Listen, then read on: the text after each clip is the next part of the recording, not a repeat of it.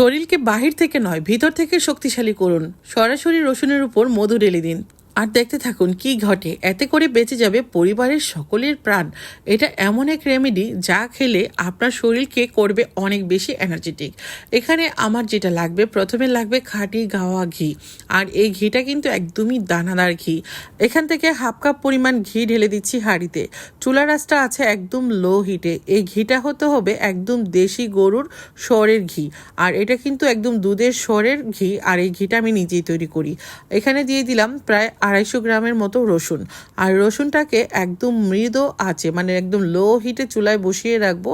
আর অল্প অল্প করে নাড়া দিতে থাকবো। যখন এটা নাড়তে নাড়তে একদম ব্রাউন কালার হয়ে যাবে আর রসুনটাও ভিতর থেকে সিদ্ধ হয়ে আসবে, তখন কিন্তু আমি চুলাটা অফ করে দিব। আপনারা হয়তো দেখতেই পাচ্ছেন রসুনের কিন্তু কালার চেঞ্জ হয়ে যাচ্ছে। এটা ঔষধি গুণে ভরপুর একটা রেমেডি তৈরি হতে যাচ্ছে, যা খেলে সব ধরনের রোগ থেকে আপনি নিরাময় পাবেন। এমনকি রূপ যৌবন তারুণ্যও কিন্তু ধরে রাখতে পারবেন। এটা এমন রেমেডি হতে যাচ্ছে যা আপনি শেষ পর্যন্ত দেখলে আপনারও কাজে রাখবে। পরিবারের সবাইকে কিন্তু অনেক বেশি উপকারী একটা রেমেডি আপনি নিজেই তৈরি করে দিতে পারবেন। এখন কিন্তু রসুনটা পুরোপুরি রান্না করা হয়ে গেছে, মানে ঘিয়ের মধ্যে ভাজা হয়ে গেছে। চুলা অফ করে একটা পাশে রেখে দিলাম ঠান্ডা হওয়ার জন্য। এদিক থেকে কালো জিরা নিয়েছি আর কালো জিরাটাকেও আমি লো হিটে বসিয়ে কিছুক্ষণ ভেজে নেব। যখন দেখব কালো জিরা থেকে সুন্দর একটা স্মেল বের হচ্ছে আর কিছুটা ক্রিস্পি হয়ে গেছে, তখন কিন্তু চুলাটা অফ করে কালো জিরাটাকেও আমি ঠান্ডা করে শিলপাটায় পিষে নিব, অথবা ব্লেন্ডার জারেও কিন্তু আপনারা গুঁড়া করে নিতে পারেন। তা আমার কালো জিরাটাও কিন্তু ভাজা হয়ে গেছে।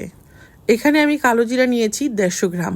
আর এই কালো জিরাটা ঠান্ডা হওয়ার জন্য অপেক্ষা করছি, যেহেতু আমি এটা শিলপাটায় করে নিব। ঠান্ডা হলে পরে অনেকটা ক্রিস্পি থাকবে।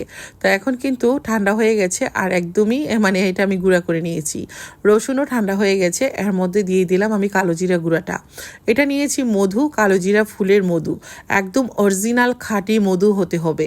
এখানে আমি 1/2 লিটার মধু ঢেলে দিচ্ছি। এই মধুটা পুরোটাই লাগবে।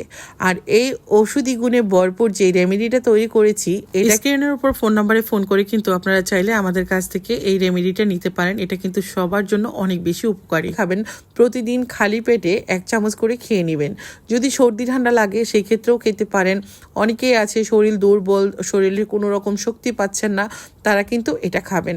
যাদের এই ঔষধি গুণে ভরপুর আচারটা লাগবে, রসুন কালো জিরায় ভরপুরে এই আচারের মধ্যে থাকবে সকল রোগের উপশম। আপনারা চাইলে কিন্তু এই আচারটা আমাদের কাছ থেকে নিতে পারেন। শুধু আচার না, মধু, ঘি, আচার, এটা কিন্তু আপনারা আমাদের কাছ থেকে নিতে পারেন। একদম অরিজিনাল অথেন্টিক মধু দিয়ে তৈরি, ঘি দিয়ে তৈরি। আর এটা যখন আপনি হাতে পাবেন একদম খুশি হয়ে যাবেন।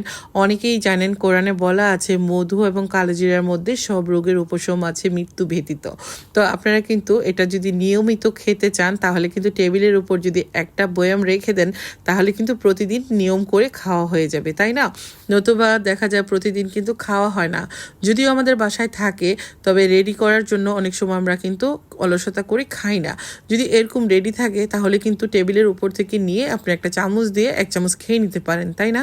স্ক্রিনের উপর ফোন নাম্বারটা দিয়ে দিলাম। যদি কারো প্রয়োজন বোধ করেন, তাহলে কিন্তু এই নাম্বারে কল করে আপনারা আমাদের কাছ থেকে কালো জিরার আচারটা নিতে পারেন। এটা কালো জিরা আচার না, এটা একটা ঔষধি গুণে ভরপুর রেমেডি।